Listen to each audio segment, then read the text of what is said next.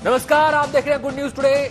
शाम के 4 बज चुके हैं और ये वक्त होता है हमारे खास कार्यक्रम ये हुई ना बात का। मैं हूं आपके साथ अनंत भट्ट। आज हम बात करेंगे अरिया की, वो बच्ची जो करीब 2 साल से जर्मनी के कानूनों की वजह से अपने माता पिता से अलग है। देश आजादी का जश्न मना रहा है, लेकिन मासूम अरिया 7 समंदर पार जर्मन कानून की कैद में है। अरिया के लिए हिंदुस्तान से लेकर जर्मनी तक आवाज गूंज रही है। मांग की जा रही है कि अरिया को कम से कम भारतीय समुदाय के साथ जर्मनी में ही जश्न आजादी मनाने की इजाजत मिले। अपनी बात जर्मनी की सरकार तक पहुंचाने के लिए अरिया की मां ने पूरी ताकत झोंक दी है, जमीन आसमान एक कर दिया है। जाहिर है अपने जिगर के टुकड़े के लिए मां की जंग लंबी होती जा रही है और इंतजार भी। लेकिन अरिया की मां धारा हार मानने को तैयार नहीं। अब तक कहां तक पहुंचा है धारा शाह का संघर्ष, तमाम पहलुओं पर विस्तार से करेंगे बातचीत। हमारे साथ खास मेहमानों का पूरा पैनल मौजूद रहेगा इस चर्चा के दौरान। हमारे संवाददाता मनीष भी हमारे साथ जुड़ेंगे ग्राउंड रिपोर्ट बताने के लिए। लेकिन चर्चा की शुरुआत करें उससे पहले ये रिपोर्ट आपको दिखाते हैं।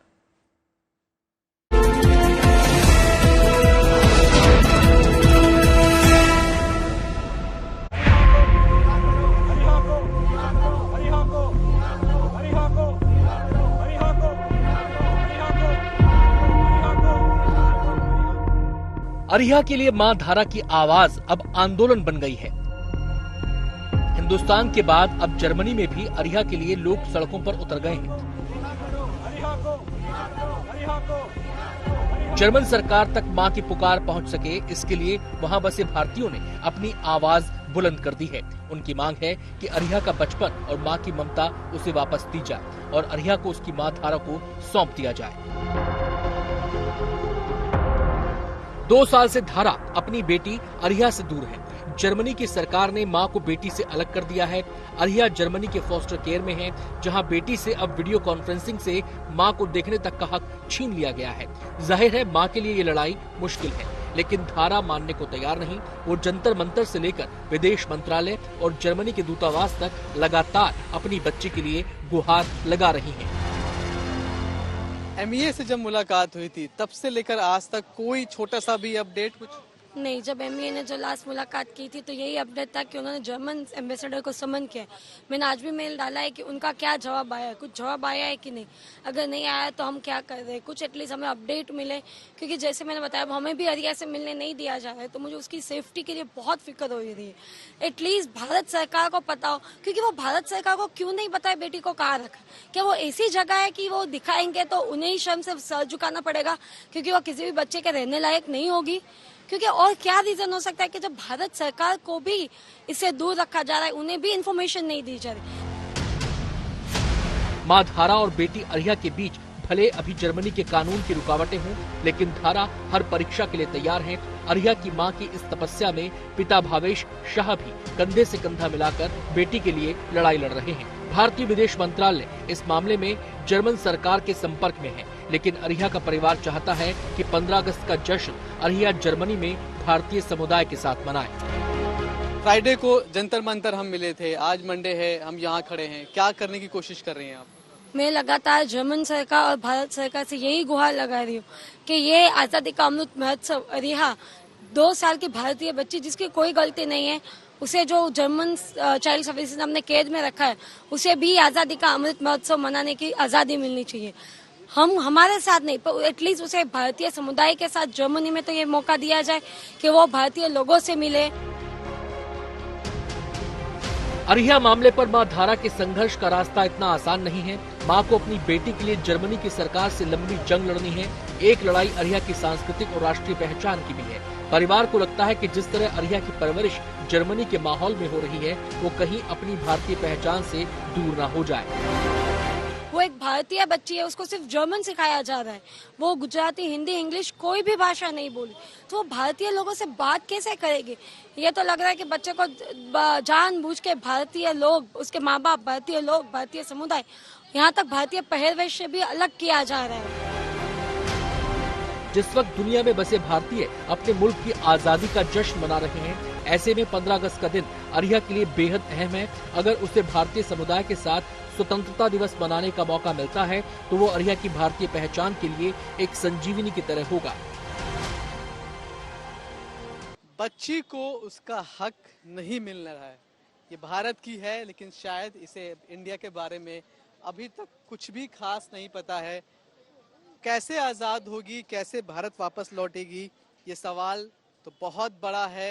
शायद इसका जवाब भी बहुत दिनों बाद मिले, लेकिन फिलहाल जो धरा की एक छोटी सी कोशिश है, फिलहाल एक छोटी सी रिक्वेस्ट है कि कम से कम उनकी बच्ची को, अरिहा को, बर्लिन में ही इंडियन कम्युनिटी के साथ इंडिपेंडेंस डे मनाने दिया जाए। उस पर भी उन्हें अभी तक कोई जवाब नहीं मिल पा रहा है, ना तो बर्लिन से, ना ही भारत सरकार से। लेकिन फिर भी आज अरिहा की माँ, उनकी मौसी, उनके नाना पहुँचे हैं यहाँ पर मेट्रो स्टेशन पर और लोगों से अपील कर रहे हैं कि वो उनके साथ ज़रूर आएँ। ये अब हर भारतीय की जिम्मेदारी है कि वो अरिहा को उसके देश भारत वापस लेकर आए। कैमरामैन शैलेंद्र के साथ Manish Chaurasia, good news today, Delhi. तो सबसे पहले परिचय करा दें मेहमानों से जो इस चर्चा में हमारे साथ शामिल रहेंगे। धारा शाह जो कि अरिहा की माताजी हैं, हमारे साथ इस चर्चा में मौजूद रहेंगी। इसके अलावा अभय शाह कोऑर्डिनेटर हैं सेव अरिहा मूवमेंट के, लगातार वो भी अपनी आवाज बुलंद कर रहे हैं। शिव राय जो कि प्रोटेस्टर हैं, यानी कि जर्मनी से भारत तक प्रोटेस्ट हो रहे हैं। जर्मनी में जो लोग प्रदर्शन कर रहे हैं उनमें से एक शिव राय भी है, लगातार अपनी आवाज बुलंद कर रहे हैं। सीनियर वकील रेखा अग्रवाल जी भी हमारे साथ इस चर्चा का हिस्सा होंगी, थोड़ी देर में हमारे साथ हो सकता है जुड़े वो।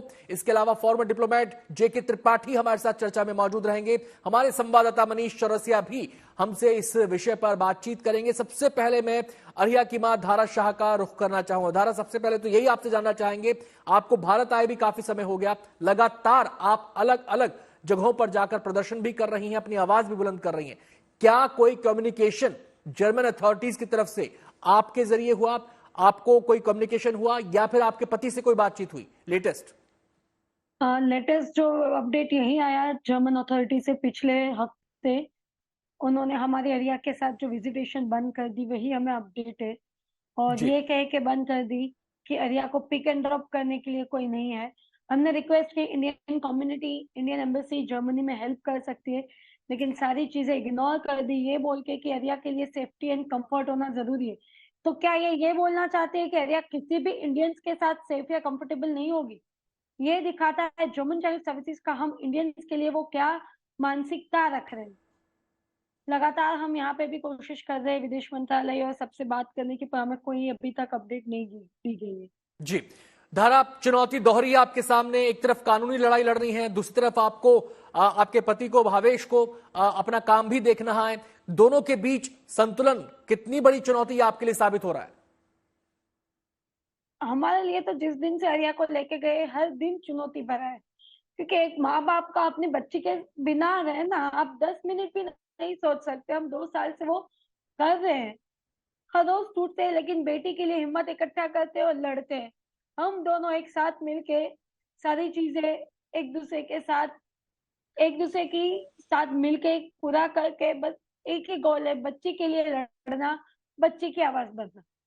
आता हूं धारा आपके पास में, मनीष का यहां पर रुख करना चाहूंगा। मनीष, पहले जंतर मंतर पर प्रदर्शन, उसके बाद आज मेट्रो स्टेशन पर मौन प्रदर्शन किया गया, उससे पहले अधिकारियों से मुलाकात, जर्मन एम्बेसी में जाना, एक लंबी लड़ाई धारा को यहां पर लड़नी पड़ रही है। आपको क्या लगता है कि ये आवाज जब हिंदुस्तान की जमीन से बुलंद होगी अलग अलग प्रदर्शनों के माध्यम से, तो उसका एक सकारात्मक नतीजा आएगा, भले ही थोड़ा समय लगे इसके अंदर?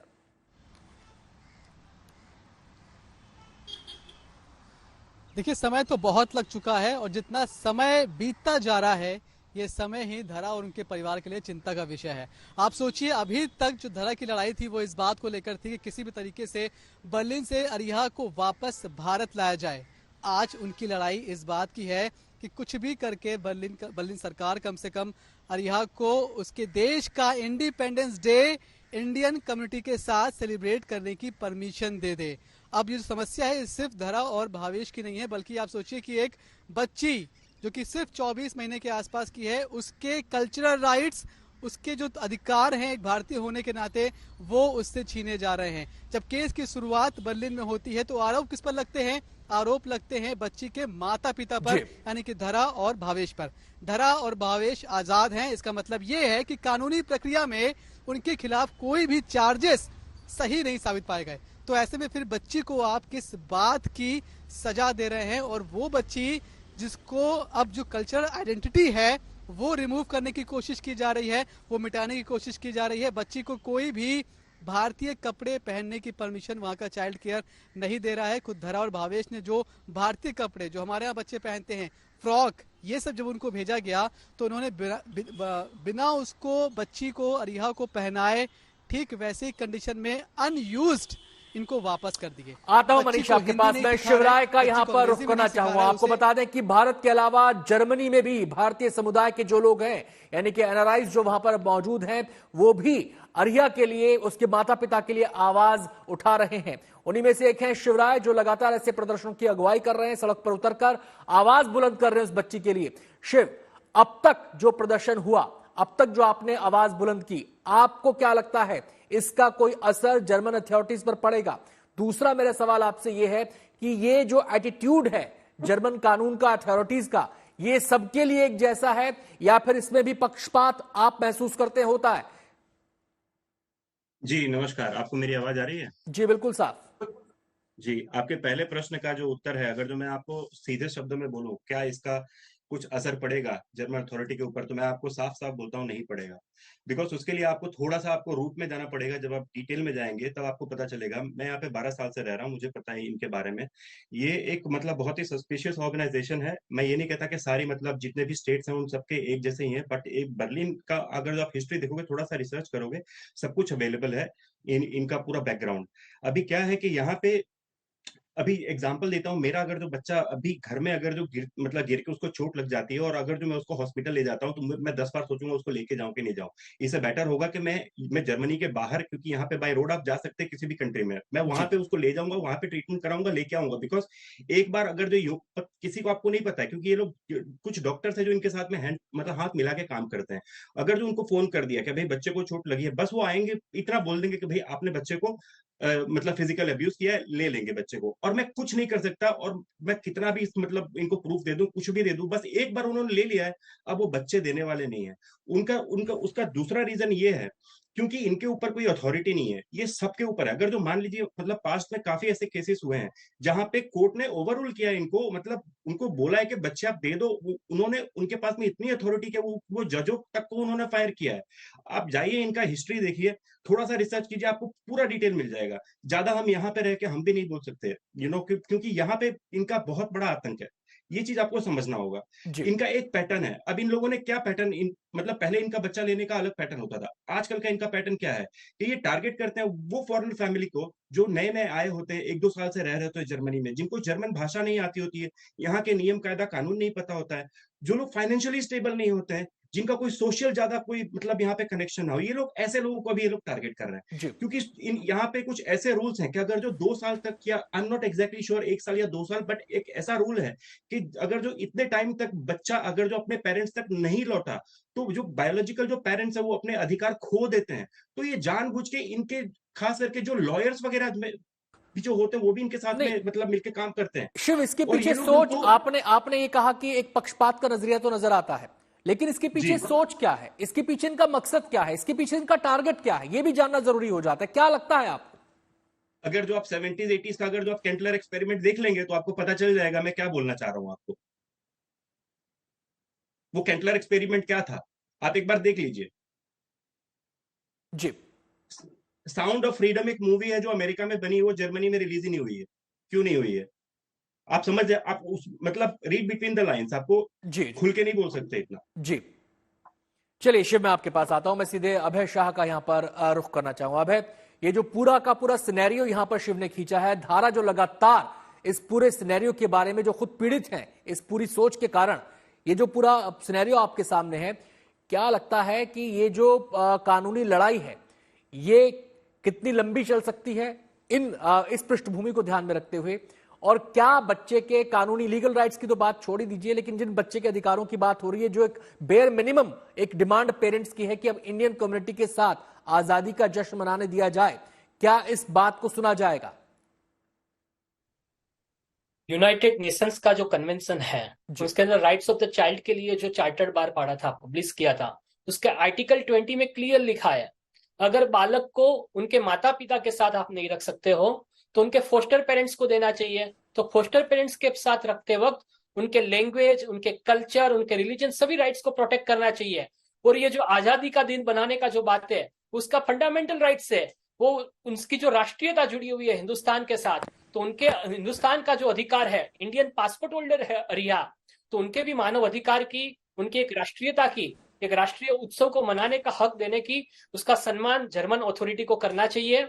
और इस जो संकट की घड़ी में, आपदा की पल में अरिहा गुजर रही है, उसका हम इमेजिनेशन करें तो कांप जाते हैं, रोंगटे खड़े हो जाते हैं।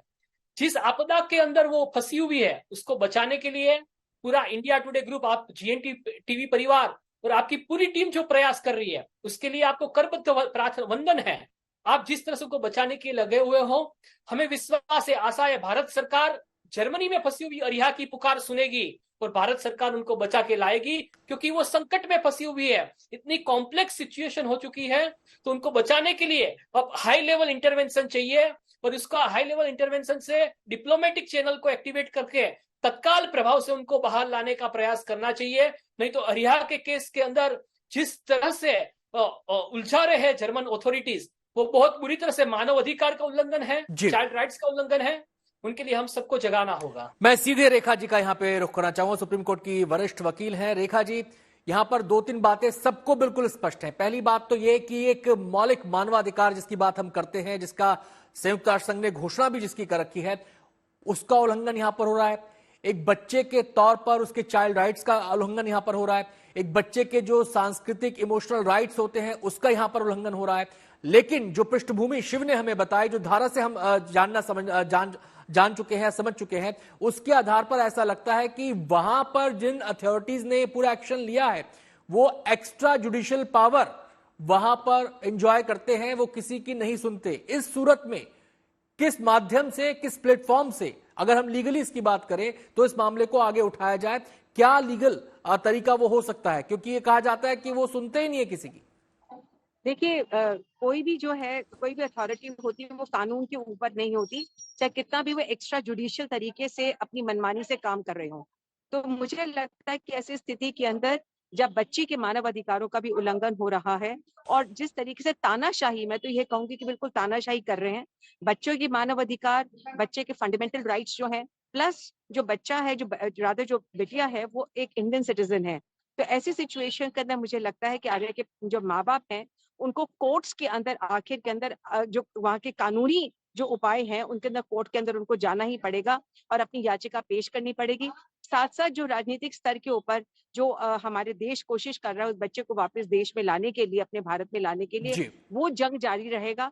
पर आखिर के अंदर जो न्याय है, कोई भी जो ब्यूरोक्रेटिक लेवल के ऊपर भी अगर उनको कोई तरह की प्रॉब्लम आ रही है, तो उसके अंदर, जैसे इंडिया के अंदर जो rule of law is supreme, तो कोई भी जो देश है उसके अंदर जो रूल ऑफ लॉ है वो सुप्रीम होता है।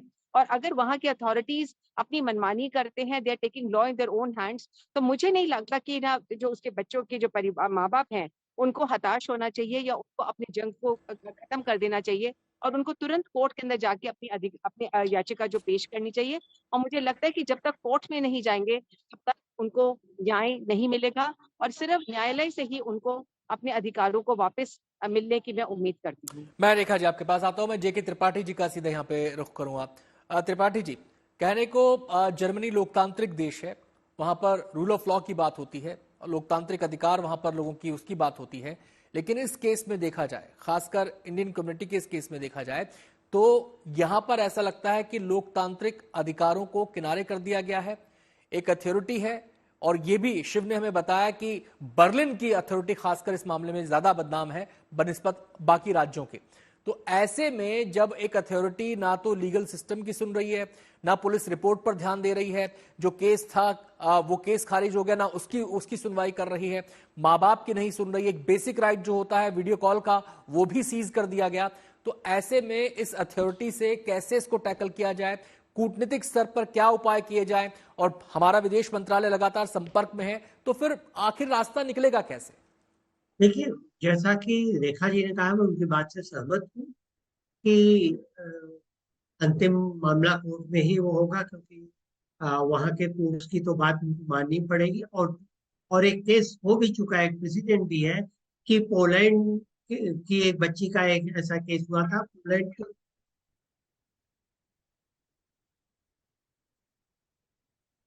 हेलो।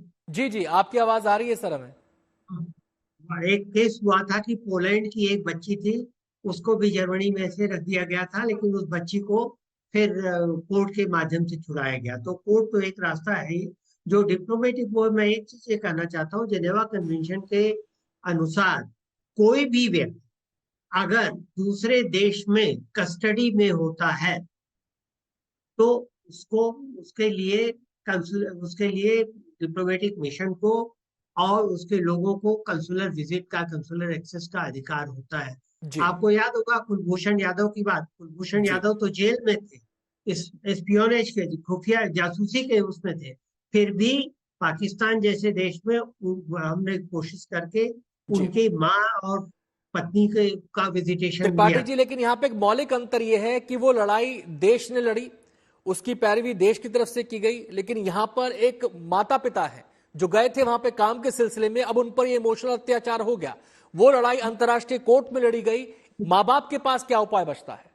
नहीं, लेकिन मेरे ख्याल से यहाँ देश के लिए यह है कि हमारी सरकार ये कहे कि कंसुलर एक्सेस उनको मिलना चाहिए, विजिटेशन का अधिकार मिलना चाहिए। ये इंटरनेशनल लॉ है, जेनेवा कन्वेंशन, ये भी कस्टडी ही है। उसको उसको बच्ची को माँ बाप की इच्छा के विरुद्ध नाबालिग को कस्टडी में लिया गया है जर्मन सरकार द्वारा। तो इस कस्टडी के दौरान तो कंसुलर एक्सेस मिलना ही चाहिए। जी चलिए, मैं धारा का यहां पे रुक करना चाहूंगा। बार बार कानूनी लड़ाई की बात हो रही है, धारा से ही जानते हैं कि जब कोर्ट में आपने अपनी बातें रखी तो वहां पर क्या नजरिया सामने आया, और कोर्ट की जो लड़ाई है, जो कानूनी लड़ाई है, इसका इस समय स्टेटस क्या है?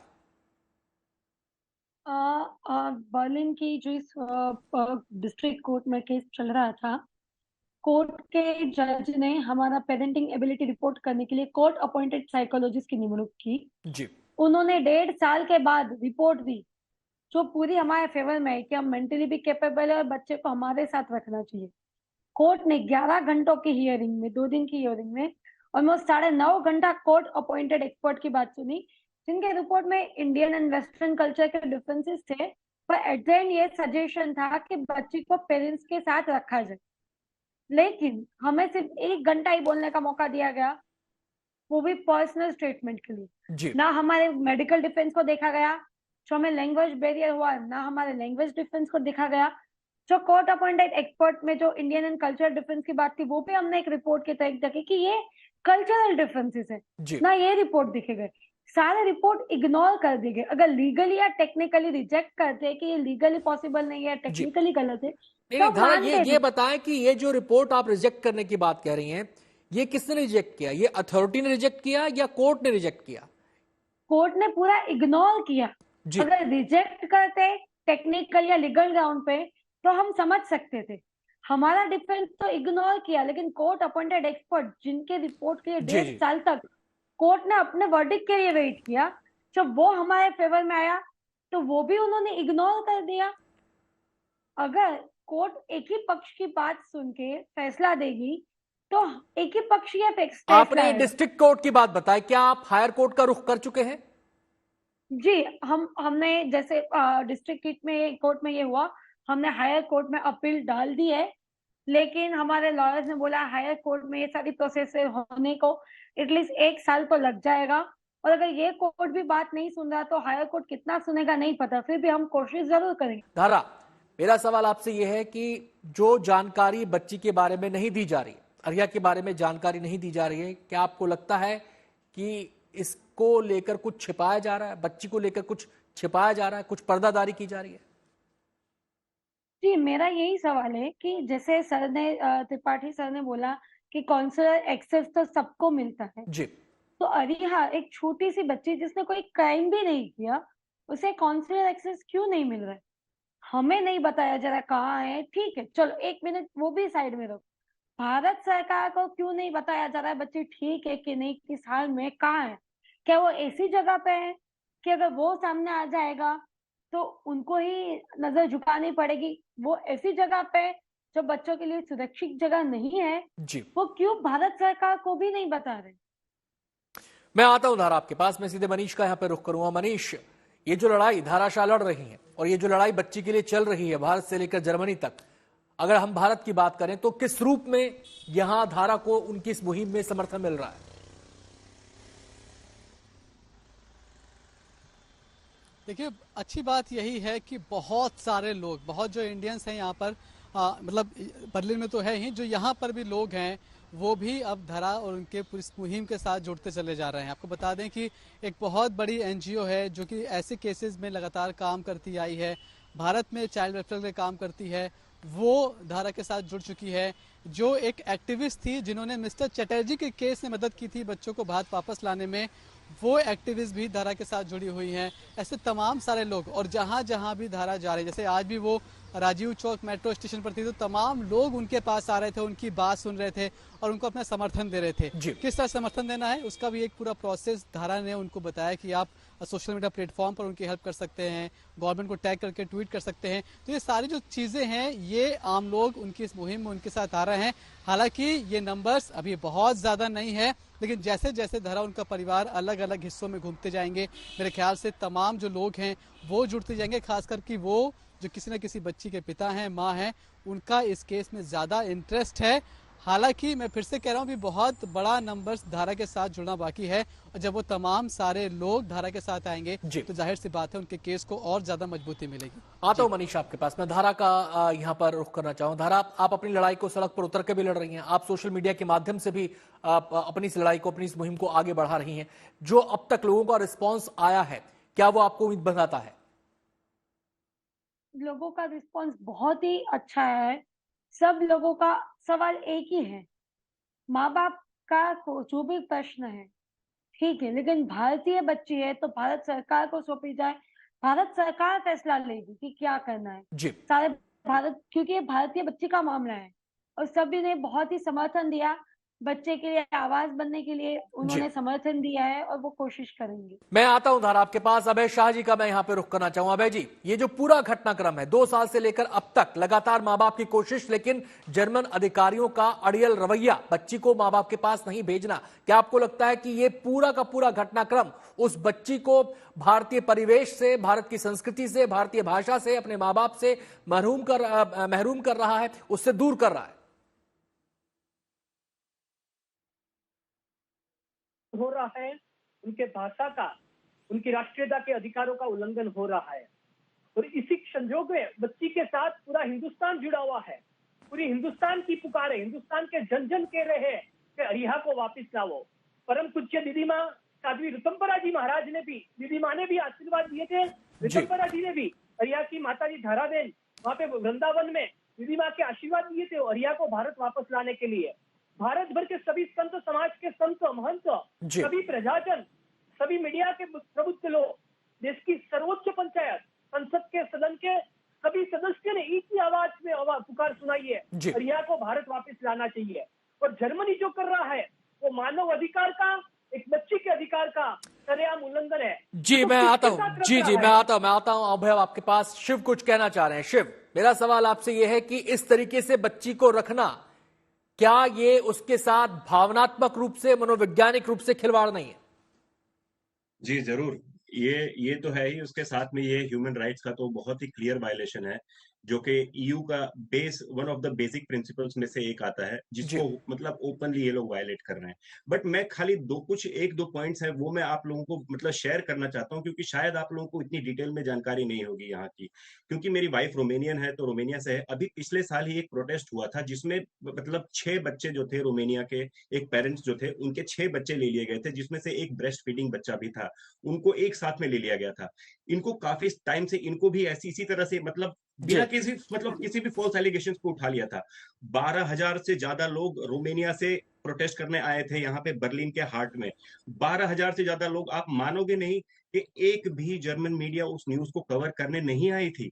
वहां के जो रोमेनिया के जो एमपी थे उन्होंने आके मतलब बर्लिन के कैपिटल में आके बोला, चैलेंज किया कि अगर जो क्रिसमस तक बच्ची वापस नहीं दी तो अगर जो रोमेनियन पार्लियामेंट जर्मनी में मूव करना होगा तो हम वो भी करेंगे। आप मानोगे नहीं, उसके ये डायलॉग के बाद ही उसी दिन एक बच्ची मतलब रिलीज किया गया, और क्रिसमस के बाद में और जितने बच्चे थे उन सबको रिलीज किया गया। मैं भारत सरकार से हाथ जोड़ के रिक्वेस्ट करता हूँ, आप प्लीज करिए, क्योंकि आप ही कुछ कर सकते हैं। मैं आखिरी प्रतिक्रिया त्रिपाठी जी से यहां पे लेना चाहूंगा। शिव, मेरे पास समय की कमी है। त्रिपाठी जी, बार बार एक बात आ रही है कि जब तक भारत सरकार का पूरा दबाव इस पर कायम रहेगा? लगातार संपर्क में तो है ही, लेकिन दबाव जब तक कायम रहेगा और जितनी देर तक कायम रहेगा उतनी ही जल्दी इस बच्ची की रिहाई संभव हो पाएगी, इस बच्ची की मुक्ति संभव हो पाएगी। जी बिल्कुल, ये दबाव सिर्फ न बनाना चाहिए बल्कि इसको कायम रखना चाहिए, तभी ये संभव हो सकेगा, ताकि जर्मन गवर्नमेंट को ये पता लगे अच्छी तरह से, और जर्मन राजदूत को भी ये पता लगे कि हाँ, भारत के भारतीय संस्कृति से विहीन करके किसी बच्चे का क्या परिणाम होता है, क्यों नहीं करना चाहिए। मुझे तो ये लगता है कि यहाँ जर्मन राजदूत के पास भी कई लोगों के डेलीगेशन जाने चाहिए, बड़े बड़े हमारे जो साहित्यकार हैं, हमारे जो सोशल एक्टिविस्ट हैं, उन लोगों को भी जाना चाहिए और एक स्वर से उनको कहना चाहिए कि इवन कानून के जानकारों को जाना चाहिए और ये से कहना। कुल मिला के आप ये कह रहे हैं कि न केवल लीगल बल्कि कूटनीतिक, सामाजिक और तो जो भी लोग हैं इस मुहिम में, चौतरफा दबाव जब डलेगा तो उसका सकारात्मक नतीजा सामने आएगा। हमें भी उम्मीद करनी चाहिए ये जो मुहिम चल रही है इसका एक सकारात्मक नतीजा निकले, अरिया कानून की कैद से बाहर आए, जर्मन कानून की कैद से बाहर आए, अपने माँ बाप से मिले। इसी शुभकामना के साथ कार्यक्रम का समापन हम यहाँ पे करेंगे।